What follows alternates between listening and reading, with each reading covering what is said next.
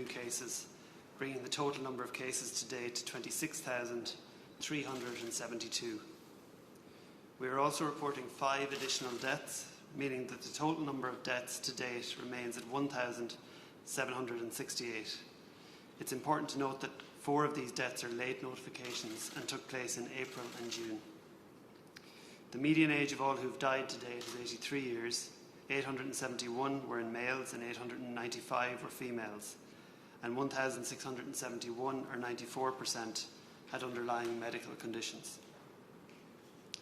Over the past 14 days, 549 cases have been notified, of which 469 have actually arisen during that period, giving a 14-day incidence of 9.85 per 100,000 population. Of these 469 cases, the median age was 31 years, with 65% of cases occurring in people under the age of 45. 257 of the cases were in men and 211 were women. 32 cases, or 7%, were in healthcare workers. 137 cases were in Kildare, with 111 in Dublin, 53 in Laois, 36 in Offaly, and 25 in Limerick. The remaining 107 cases were spread across 17 counties. In relation to clusters in residential care facilities, there have now been a total of 479, of which 271 have been in nursing homes. These clusters have been associated with 7,552 confirmed cases across all residential care facilities, of which 5,873 have been in nursing homes. There have been 1,115 deaths associated with outbreaks in residential care facilities, representing 63% of all deaths. And of those, 992, or 56% of all deaths, have been associated with clusters in nursing homes. There are currently 11 confirmed cases in hospital and 5 confirmed cases in our critical care units. So I'll now hand over to Professor Nolan for some additional information. Okay, so as is implicit in what you've just heard, the situation this week is that we've seen a very sharp increase in the number of cases being reported over the last week.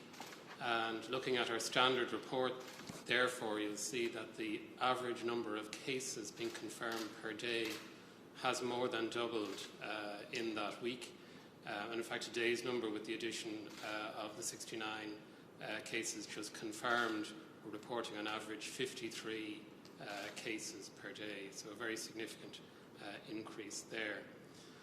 The number of people in hospital has stopped declining. There have been 8 admissions since Monday morning, so there's now an average of 12 people in hospital and an average of 2 admissions per day. The number of people in intensive care, fortunately, remains very low, with 1 admission every 5 days approximately. And even though, sadly, we're notifying and confirming 5 deaths here today, typically there's only 1 death confirmed every 5 days, and as has been alluded to, some of those are delayed notifications, so that the number of people dying with COVID in the last few weeks has been very low indeed. In terms of testing, there was a programme of serial testing of healthcare workers which is currently paused, and the detection rate in that serial testing was very low. So that means the number of tests on average over the last week is lower, but the positivity rate is higher, partly because we're no longer testing those healthcare workers where there's very low prevalence of disease, but there's also a real increase in positivity rate. Nonetheless, the positivity rate is low, which would confirm that the testing regimen is robust, that we're testing more people than have the disease by an order of magnitude or so. The daily case count and 5-day moving average confirms that very significant increase in the number of cases confirmed over the last week compared with preceding weeks, starting last Thursday. There were 284 cases notified last week, and there's already been 210 notified this week. If we look back, it's worthwhile looking back over the entire pandemic in Ireland. I think it's important to say why the case numbers are very much lower than they were at the peak of the pandemic. You can see that there's been a very clear increase in recent weeks compared with a very low point, very low case confirmations in late June and early July. So we have seen a significant upsurge. So where is the disease emerging in recent weeks? This is looking back on last week and preceding weeks. We can see that the vast majority of cases last week, and it's the same this week, have been close contacts of confirmed cases. So they're being picked up in outbreaks by careful testing and management of those outbreaks. So over 60% close contact of confirmed cases, very little in healthcare settings, reducing amount travel related, and around 20% of cases are community transmission or possible community transmission. So these cases are concentrated in clusters and outbreaks. And this is another way of looking at that information, looking back towards early July and breaking the cases down into those that are sporadic. In other words, they're arising individually with no clear connection to other cases, and that's fewer than 10 cases per day. There are cases then where there are close contacts of confirmed cases, but not in an outbreak, very few in healthcare settings, and the vast majority of cases are associated with outbreaks. I think that one of the takeaway messages from this slide is, as of yet, we're seeing very little community transmission, but in the dark blue there, you're seeing a very large reservoir of disease in these outbreaks. So these outbreaks are significant and they're large, and one would be very fortunate if there continued to be no community transmission from those cases. So there's a real risk with such a significant burden that it could spread more widely in the coming weeks. The age of the cases remains low. There's increasing disease detected in children associated with outbreaks in families, and in younger people, largely because these are workplace-related outbreaks and the people involved in them are young workers. So as yet, we haven't seen significant numbers of cases emerging in the older population, but we need to take care to make sure that that doesn't happen. And then finally, if case numbers are doubling in the course of a week, it's not a surprise to see the reproduction number increasing. There's lots of limitations to using the reproduction number in this context because you're dealing with outbreaks and kind of an unusual pattern of disease.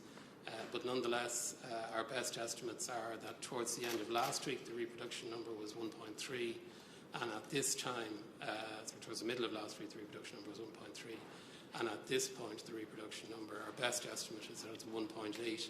That's significantly higher than we've been reporting recently,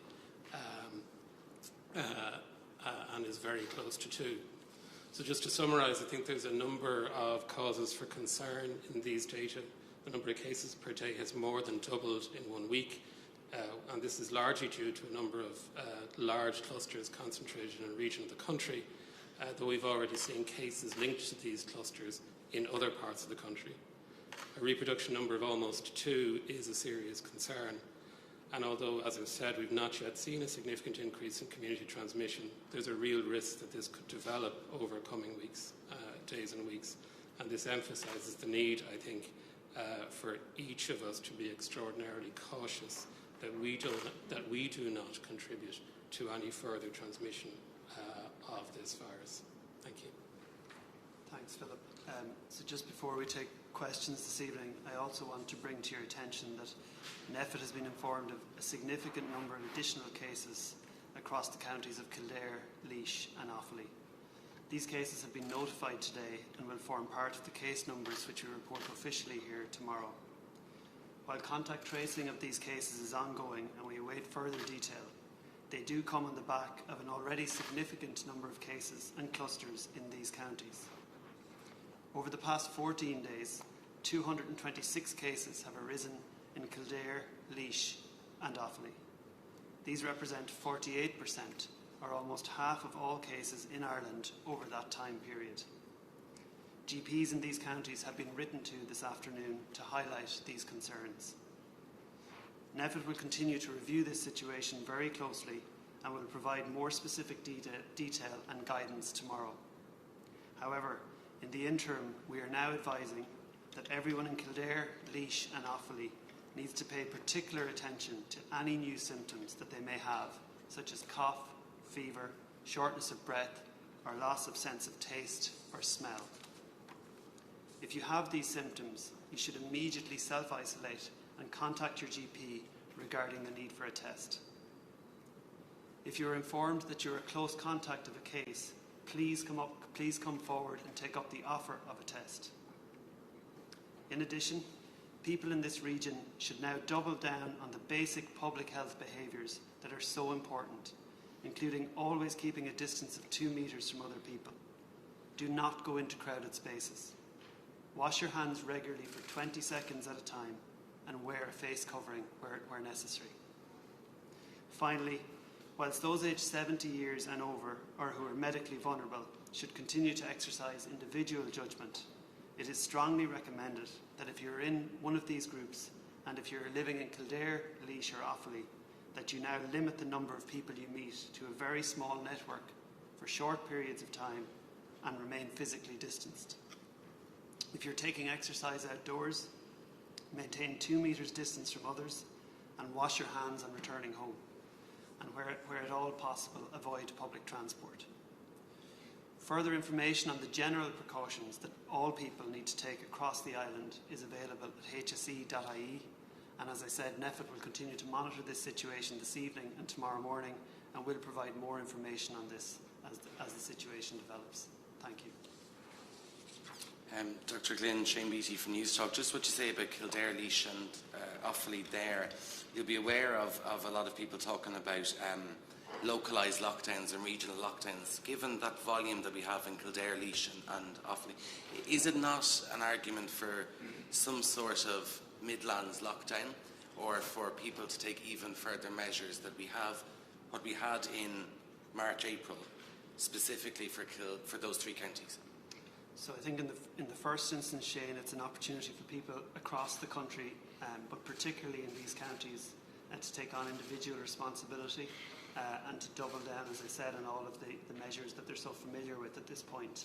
I'm not going to prejudge the information, the further information that we get through on these cases this evening and tomorrow, but obviously we need to monitor it very closely. As Professor Nolan has said, we've been monitoring these clusters now over a number of days, and whilst thankfully there's no evidence of any significant community transmission to date, there is a significant reservoir or volume of infection in this area, and so we just need to watch it very closely at this point. So you're not ruling that out then, are you? So, you know, with something like this, you can't rule anything out, but in the first instance we need the information, and as I said, we'll give further information and guidance tomorrow once we have that information. In those counties, there have been outbreaks in particularly factories and meat plants, certainly in Kildare. Are there now specific measures that are going to be introduced in factories, in meat processing plants, as a result of what we've seen in the past 2 weeks? So at NPHET at our meeting on Tuesday, we had already made recommendations specific to these facilities, and there will be an enhanced programme around public health intervention. NPHET also met today, as routinely meets on a Thursday, and as it happened today, we considered a report on the experience of management of outbreaks in these facilities over the past number of months. So the HSE has stood up a national oversight team in relation to the current outbreaks over the past couple of days. But ultimately, in the first instance, it's about what we've seen over the last 10 days, which is fast identification, fast isolation, and enhanced measures, closure of facilities where necessary, and ensuring that anyone who's a case or a close contact is tested and restricts their movements. And Professor Nolan, if I could ask you, we're now rather close to a reproduction number of 2. What would that mean? What would it look like in this country? What would that mean? What's the risk of an R number of 2? We're at 1.8. Well, Simply put, a reproduction number of 2 means about every 6 to 8 days you'll be seeing twice as many cases as you were the week previously. That's not the right way to look at this right now, because what you're looking at is the spread of the disease within these contained outbreaks. So you're looking at people who are living or working very closely together and the disease spreading within that setting. As of yet, we haven't seen transmission outside those settings. And my sense is that if, given that the public have been careful over the last few weeks, that the reproduction number in the wider population got out into the wider population might be lower, but we don't want to test that. We want people, as Dr. Glynn has said, to be exceptionally careful, particularly in the regions involved, over the coming days, to make sure that they don't reproduce the virus at all, insofar as possible. Just one other question, Dr. Glynn. NEFID asked HICWA to look at, to support some of the work that NEFID has been doing, and HICWA has come back to say that there's no evidence to support temperature checks at airports, that it's very expensive and that basically you're not detecting enough rates of the virus. What's the view now of temperature checks in airports, having received this report from HICWA? So it doesn't change we asked for that just because, as with all of this, we want to learn and make sure that we are keeping up with changes in the evidence. But the World Health Organization has been very clear from the outset of this pandemic that temperature screening does not have any significant role to play in relation to containing the spread of this disease, and HICWA's evidence review just backs that up, really. Okay, and just one final one. You said on Monday night that you want specific communications campaigns to target young people because of the rise in cases. Can you give us any more insight into what that would be? And are you looking at getting influencers on Instagram to start sharing the message of social distancing and all of the advice there? I'm just wondering, what's the change in approach going to be for young people? So in the first instance, a new out-of-home communications campaign was launched over the past couple of days. So you'll see new materials over the coming days. But we need to build on that. And yes, I think these press conferences, I'm sure, are informative for a proportion of the population, but I'm not sure that necessarily everyone tunes in every evening to listen to us from all age groups, understandably. So we need to get the message out there. We need other people to get the message out there. This pandemic, as we're seeing, has not gone away. It's still a very significant threat for us as a population as a whole.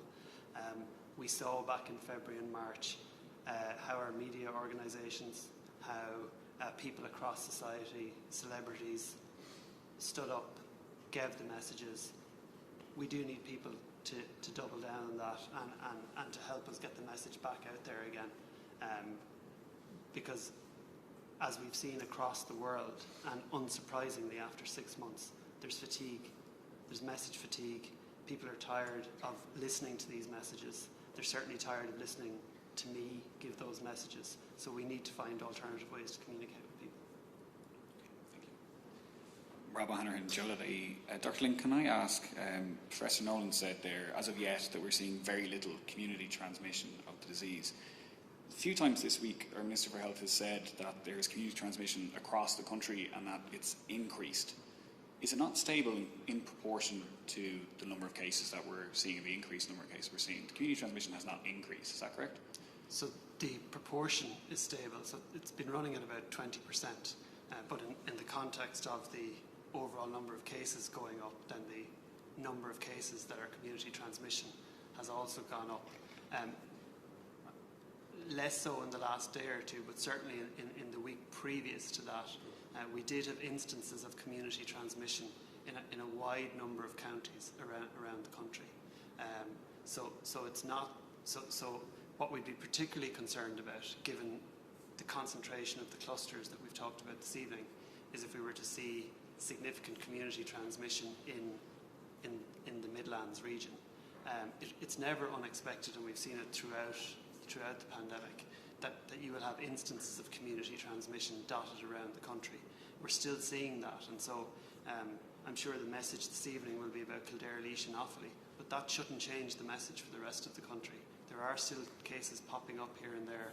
People are still at risk, and we need everyone to stay the course. But they're not increasing. Community transmission isn't increasing, and if we have the Minister for Health appearing on the national broadcaster and telling us that community transmission is increasing, that's a very different message to maybe what we've heard this evening and over the last week or so. So I think there's two different elements to that. Community transmission, close contact and clusters in, for example, Cavan, Wexford.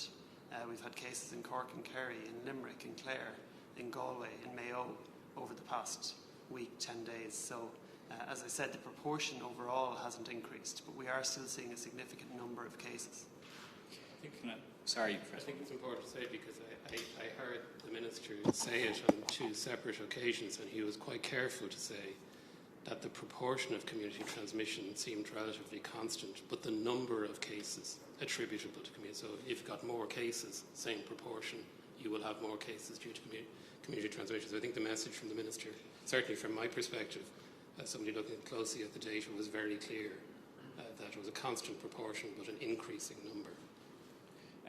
Can I ask, we have reports of new arrivals into direct provision centres around the country, some being transported for self-isolation and so on. Can I ask, are these people being tested, or are they being encouraged to self-isolate upon arrival? I can't answer that question specifically in relation to new arrivals, but what I can say is that following again the meeting of NEFIT on Tuesday, there was a decision made that, and the HC are now basically involved in the planning process around this, that there would be a regular programme of testing offered to residents in direct provision and residents in other congregated settings. So I can't answer your specific question in relation to a test on arrival at present, but there is a commitment to offer regular testing to these residents on an ongoing basis from here on. It would be required. It would be good public health advice to either test someone on arrival or ask them to self-isolate. We've seen what's happened in other direct provision centres when this hasn't occurred. We've seen significant outbreaks in direct provision centres in the last number of weeks. I don't want to answer that definitively, because I'm not quite sure of the detail of the people who are arriving into these centres, where they're coming from, what their level of risk has been. So it may not be appropriate that they're tested. It's not that I'm evading the question. I just need to know more. I'm happy to follow up with you afterwards, and I need to know more information about the individuals to give you a definitive answer on it. Okay, thank you. Hello, Neil Leslie from the Mirror. Just want to ask on the clusters, is there any further information or details on where those clusters, the type of locations that they're in, say the 22 cases in Offaly? We heard about the food plant, dog food plant in Kildare, but have you any further information on where these outbreaks are in the Midlands counties that you mentioned? So there's the dog food factory that people have been aware of, I think, for a number of days now, and I know that there's a meat processing factory in Offaly that people are aware of in Tullamore. Outside of that, there's two further meat processing factories, one in Kildare town and the other in Timahoe in County Kildare as well.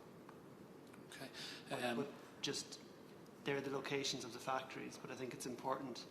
Just the locations of the factories are one thing; it's the residents, where people live, is the other element. And so clearly, the people working in these factories live in a whole range of different places within these counties. So I wouldn't want an undue focus on Tullamore or Kildare town. The reality is people commute and go home and live in communities all around these counties. So the counties as a whole need to be careful. Okay, and in relation to these cases, are you happy that people are coming forward with symptoms at an early stage in relation to them, or is that still an issue? I know you've urged people tonight to do that, but in relation to the confirmed cases, was there an issue with people coming forward at a later stage at all? Or? No, not that I'm aware of. In fact, it's been the opposite really over the last 10 days. Where cases were identified, the public health teams went in and basically tested everybody. There was mass testing undertaken in a number of facilities. So it's not that. It's more, my concern now is that, as we've said, there's a significant volume of infection in these counties, And so I just want to make people aware, if you're living in these counties and you have these symptoms, have a very low threshold for coming forward and getting tested and isolating as quickly as possible. That's just one concern we're trying to express here, I suppose, is we're describing certainly a markedly increased number over 14 days in a relatively contained setting, but the fear, of course, is that that will break into community transmission, and that's where the compliance with contact tracing and with testing is so important, that if people, if it breaks outside those contained settings into the community, then we're into a different scenario where we have community transmission moving from a situation where Philip describes it as a reservoir of disease in the community to one where there's more uncontrolled outbreaks. So that's where the early presentation is so critical, and that's where the contact tracing is so critical, and that's where the compliance with testing at day 0 and day 7, when you're asked to do so, is critical. And that's where people who have the app is so critical, because all these the cumulative effect of all this compliance will make us all stronger. Just in terms of the fear of community transmission, some people have made the point of the law of unintended consequences of some of the decisions earlier this week, like a curfew effectively on restaurants and bars that are open, putting people out earlier. Do you have any fears that could lead to, lead people into the arms of house parties more so and spread the transmission that way? That there's unintended consequences to a decision like that, apart from the economic consequences that people have pointed out? I mean, with any of these decisions or recommendations, there's a risk of unintended consequences. But the reality is that if people are going to have house parties, they're going to have house parties. I come back again to the spirit and the letter of the guidance that NEF had provided back in June, and it was that restaurants would open. And we had a basis for that. We continue to have a basis for that. Look at what's happening in Aberdeen as we speak. There are safe environments, there are ways to keep environments safe, and then unfortunately in the context of a pandemic there are less safe environments, one of which is house parties. If people choose to have house parties, they're going to choose to have the house parties, despite what we say. But we're pleading with people, particularly in the context of what we're seeing this evening, that now is not the time. Now is actually the time to limit your contacts, and again to act as you did back in March and April. Just finally, the hospitalisation numbers, would you consider them still low compared to the rising cases? Is there anything to be drawn from that in terms of the cohort of people getting the virus or not? That they're younger people and not, or is there just a lag there still? Yeah, the hospitalisation rates are low, and that's with that. You've heard how the median age is 31. Just two messages there, and we know this now. Young people are not immune even from the most severe effects of this virus. You've heard at this press conference before the direct evidence of people who become quite ill. And we've seen serious illness, including ITU admissions among young people, although at a much lower frequency than older people. But the more important point is that if it runs rampant among younger people, that will lead to uncontrolled transmission, which inevitably will affect those who have high morbidity and mortality from this virus. So we're relying on a society solidarity to protect those who are most vulnerable. But the message is young people catch it, and young people can get very sick. And we know that there are after effects of this virus too. It is not a 5-day illness like a flu. Okay, thank you. So exactly the same point. I'm presenting to you right now a picture of large outbreaks which haven't yet transmitted into the community and from which older people have been protected. A house party is the perfect way to spread this out more widely in the community and hence into people who are vulnerable. So there will be a delay, but some young people who get this will become severely ill. They're not invincible. And a large group of people in the community spreading the disease, it will again become a problem amongst the vulnerable in our society. So I think the question around house parties is we really need restraint right now. This appears contained in these outbreaks, but there's a very significant risk of wider transmission unless we collectively are enormously careful in how we go about our business over the coming weeks. Okay, thank you. Hi, Conal Thomas in the Journal Daddy. Dr. Glynn, just on the meat factories, is closing them down an option? Or is NEFIT recommending them closing down an option? So in any setting such as this, a public health risk assessment has to take precedence in terms of what needs to happen. There are a whole range of different factors that need to be taken into account from that perspective. But NEFIT has been very clear that the threshold for mass testing, the threshold for robust, comprehensive, rapid public health measures in an environment like this needs to be very low. We have seen that these are one of the highest risk environments in this country and internationally for spread of this disease. So it's not for NEFIT to dictate what happens across the sector as a whole, or indeed in relation to any one facility. That has to be based in the first instance on a robust and rapid public But if health. they're being identified in meat factories, I mean, surely then that would be a straightforward step, wouldn't it? So if there's a meat factory with a significant number of cases and obvious transmission, then yes, and that has happened in a number of cases. And just in terms of the restrictions, like the localised restrictions, you talk about Kildare, Laois, often you said you can't rule that out, but you're going to need more information, etc. At what stage do you think you would need to get for you to recommend that? So as always, when we're asked this question, it's not a straightforward answer. It's not simply just the number of cases. We need to look at the patterns over time, the number of cases, what's happening in our hospitals or ICUs. So I'm afraid there isn't a simple answer to that. All I can say is that we are monitoring it extremely closely, and particularly with this addition of cases coming tomorrow, we'll be looking at those in detail. And then, just to follow on from Rob's question about direct provision, the Department of Justice has confirmed basically that a relatively limited number of transfers have happened from centres to centres. There's also going to be people coming back in who were in direct provision during the lockdown, weren't in direct provision, who will be moving back into the centres. I mean, does this moving around of people seem like a sensible move from a public health perspective? So movement of people from any setting to other setting is associated with risk, but we can't stop moving. People move all the time in various settings. What we need to do within that is to adopt the basic public health measures insofar as they're possible to minimise that risk. And I think the key part to the answer to both yourself and Rob is the measure that NEFIT has recommended this week and that will be in place very soon, which is the offer of serial testing, regular testing, to people living in direct provision and other congregated settings. But you would admit that there would need to be probably communication around that in terms of the mandatory testing for people living in direct provision as well, right? Oh, of course, yeah, absolutely. So just to be clear, it's not mandatory testing. There will be testing offered to people if they wish to take it up.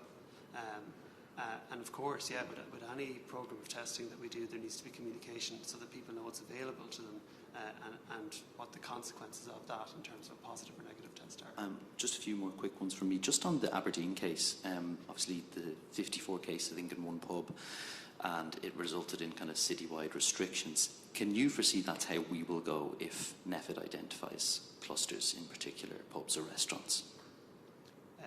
So NEFIT,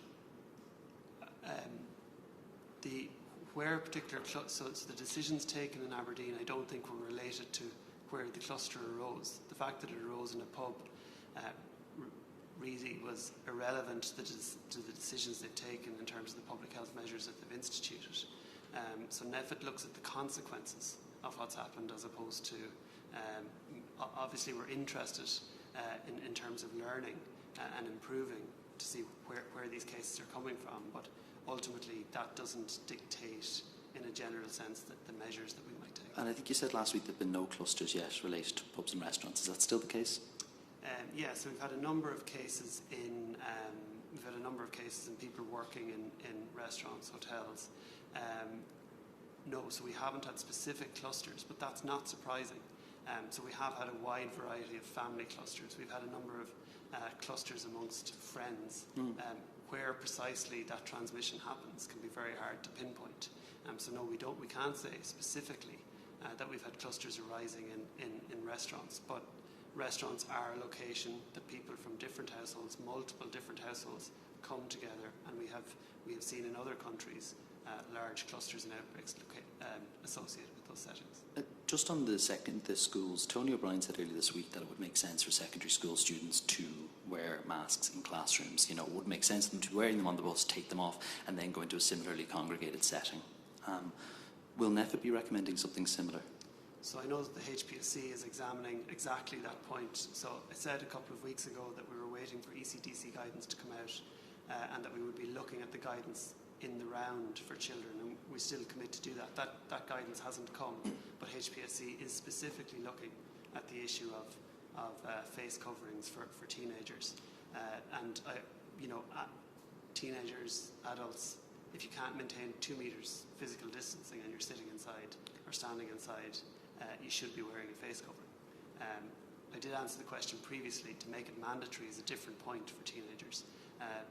But as I said, the HPC is looking at it, and there will be guidance coming, I'd imagine, in the coming days in relation to that. And finally, just on the advice that was issued earlier this week regarding Phase 4, can I just clarify, regarding outdoor events, it was 200. Did NEFIT recommend it go up to 500 or not?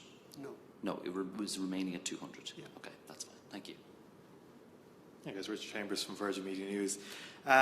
In terms of schools, again, what we've seen in terms of community transmission and the threat, as Philip was outlining, of further community transmission, is there a sort of a target of new cases per day or a level of transmission in the community at which point the reopening of schools would not be a good idea? So we need to keep community transmission low in order to ensure that schools reopen to the fullest extent, and that's what we're doing. That's why we're monitoring. It's one of the reasons why we're monitoring this disease so closely.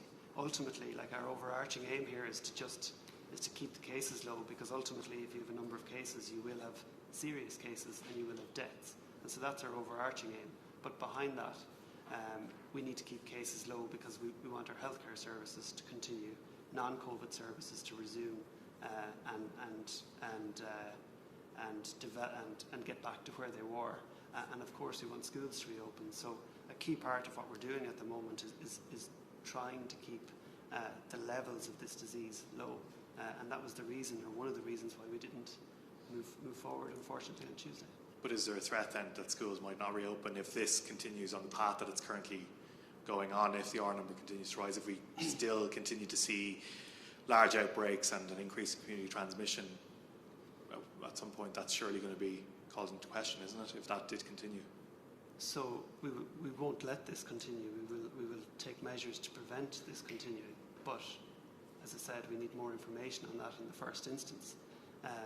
Clearly, we don't want significant levels of community transmission. At the moment, thankfully, we don't have significant levels of community transmission. We have significant clusters. And just to say, from the outset, when we started to relax measures, we were very clear that we fully expected to get clusters like this. We fully expected to get large clusters like this. It's an entirely normal part of dealing with a pandemic, and it won't be the last time, unfortunately, we have to deal with something like this. And we've been monitoring it very closely now over the past 10 days. But the key to that is to identify all of the people associated with the clusters, to get them to restrict their movements, and to ensure then that the wider community, to the greatest extent possible, are protected from those cases within those communities. And that's what that additional information this evening was about. Can I ask you about what you said about Kildare, Laois and Offaly? You said about you need to keep an eye on cases which will be notified tomorrow. Is there something, what exactly we're expecting tomorrow from those cases? Is there another sort of spate of cases? Will the numbers likely increase again from that particular region? So just, this is provisional information, we don't have more detail on them, but there appears to be approximately 60 cases from those counties coming into the system to be reported tomorrow. They're being contact traced at the moment. So I suppose my point is, on top of the 226 that we've had over the past 14 days, that's further cause for concern. But I said in the first instance, we need to understand where those cases have come from. And as I said, we'll give more information on that tomorrow. You've heard, I'm sure, sort of calls from different politicians as well for evidence of how pubs are linked to outbreaks. I mean, different government TDs have been saying that. They've been calling for the evidence to be published. I'm sure there is evidence there to be published. Would you release that publicly just so people can have that evidence available? Yeah, I mean, there's nothing magic about this evidence. If you go online and Google COVID and pubs, you will see outbreaks all across the world in relation to this. We can easily publish, but it's just a list of countries states all across America, Aberdeen, Sydney. There are numerous places across the world where pubs have led to significant clusters and outbreaks. And that was simply part of our process, along, as I said, with the overarching aims of, in the first instance, protecting public health. We have a pandemic here. It's not gone away. This disease is lethal. We have had a very significant number of deaths in this country, and we need to do everything we can to ensure that we don't go back to where we were earlier this year. Just going to add to that, the evidence and experience internationally, it hasn't been targeted at particular sectors like pubs, but what's very clear from international experience is that inside is more dangerous than outside. Close crowds are not good, and increasing the number of contacts. So it just so happens that in unrestricted engagement within a pub setting, or indeed a house party, that they present an almost perfect recipe for transmission of the virus if there's uncontrolled movement and engagement between people. I don't think we should be waiting for some sort of smoking gun here that says there's a set of outbreaks in these settings. You're much more likely to detect outbreaks in family homes or workplaces or whatever, because they're fixed populations of people. It's much more difficult to detect an outbreak in a more fluid environment of a pub. But what we do know is that community transmission is this circumstance where we can't precisely trace how person B became infected. But what we do know is that community transmission occurs in congregated settings. So whether it's a party that you host in your own home, or getting a big group of people together in a public house, they're high-risk environments, and you may not detect the fact that the transmission occurred in that environment.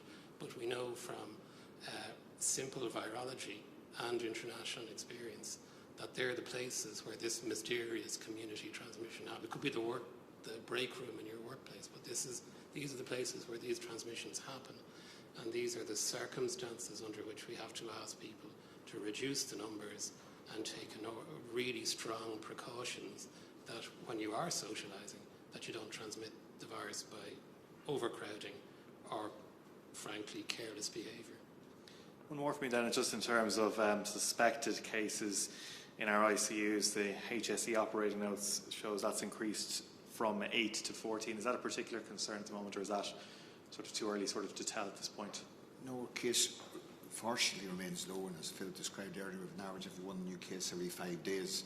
So as we've said earlier, Richard, the profile of cases over the past 2 weeks shows a median age of 31. We know the median age of people who are admitted to ITU in this country has been 62. So it just so happens that the outbreaks and the profile of cases recently don't correlate with the type of people who are admitted to ITU, but we have seen intensive care admissions among young people. They're not immune from either catching the virus or becoming severely ill or worse with the virus.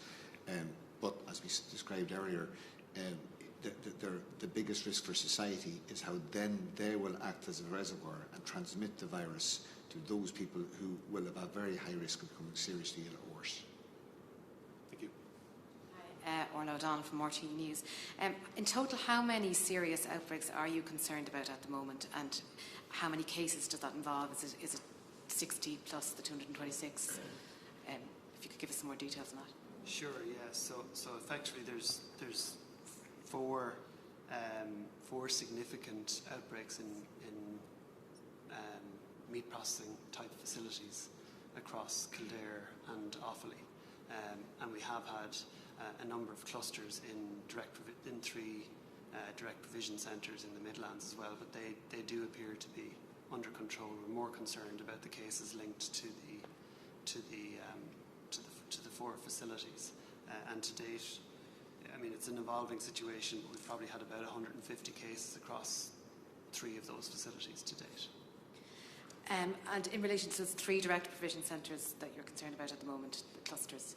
Not unduly concerned. So we've had clusters there, but they've been dealt with over the past week or 10 days, and there isn't a significant number of new cases coming forward from those clusters. But obviously, again, we're monitoring those very closely. So just it's more cases arising from the meat factories. Is that your main concern at the moment, and the community transmission? Sure. Yeah. And you said the regular retesting of people in direct provision centres is going to be introduced soon. Do you have any timescale for that? We don't, but I mean, we know from previous work that the HSE has done that they can turn this around pretty quickly. But there is what we don't want to do is rush into something without ensuring that the proper planning has been done, because there's a significant logistical exercise here to ensure that when you test people, they're going to the laboratories, that all the contact tracing mechanisms are in place to do this properly. But I'd expect it to happen over the next week or two. And do you think more drastic action needs to be taken in relation to direct provision in terms of getting people to City West or getting people out of situations where they're sleeping with 3 other people in a bedroom and sharing bathroom facilities? So my understanding is that a significant number of cases and contacts have been transferred to City West over the past 10 days. And we did make a recommendation at NEFIT on Tuesday that particularly for anyone living in direct provision who's aged 65 years and over, who's medically vulnerable or who's a healthcare worker, that all efforts should be made to ensure that they're not living or not staying in an overly congregated setting. And finally, just in relation to the hospital numbers, now there aren't that many critical care beds available according to the HSE numbers or general beds. What happens if this does get out of control in terms of the community? How prepared are the hospitals to be able to deal with it? Well, if I can be really stark about this, we know what happens if there's uncontrolled community transmission because we've seen it what happened in other countries. That what happens then is your hospital system, even the most developed hospital system in Western Europe, such as the likes of Northern Italy, become overrun, and that includes intensive care units. And then difficult decisions are made about entry to intensive care. And then intensive care is provided outside intensive care settings at not the same standard. We've heard spokespeople from our own intensive care community in this country, from the pandemic onwards, saying the best protection against the virus is those public health measures which we've repeated ad nauseum here and at other fora. So I can't give on behalf of the HSE, I can't say that we would be able to provide absolute assurance that we could protect against unmitigated community transmission because our healthcare system couldn't. But are you concerned about the current numbers in hospital, the current availability of beds? Well, one of the reasons we had so much capacity, there were 2 reasons originally during our first phase. First of all, we created extra capacity at short notice, and secondly, it was there was a suspension of all non-essential activity, including much elective surgery, which feeds into intensive care settings. So what we've seen in the recent couple of months, thanks to the suppression of community transmission, is a resumption of ordinary medical activity, including surgery, including cancer presentations coming back up, including screening activity, all the activities that were suspended from March 27th onwards. And that's the reason why our intensive care beds are being used again. Part of our response to the pandemic was not just the surge planning for intensive care beds in phase 1, but also to build on what was a very low base of intensive care beds in this country. And we have plans with the Department of Health and funding secured to build significantly from what was a very low base originally of 220 beds to a much higher base in line with our critical care programme as planned for some years now. There's no excuse, just speaking as a citizen, not somebody advised, there's no excuse for us going back to a situation where we've uncontrolled community transmission that threatens our health service. We all have a responsibility to make sure that it doesn't happen. So we know how. We didn't know in March, but we know how now to prevent transmission of the virus, to make sure that we're not in the situation of placing excess demands on our health service. Okay, thank you. What quickly, if I may, just on how many people have been contacted by the app about close contacts at this point? Is there any info on that? I can come back to you on that.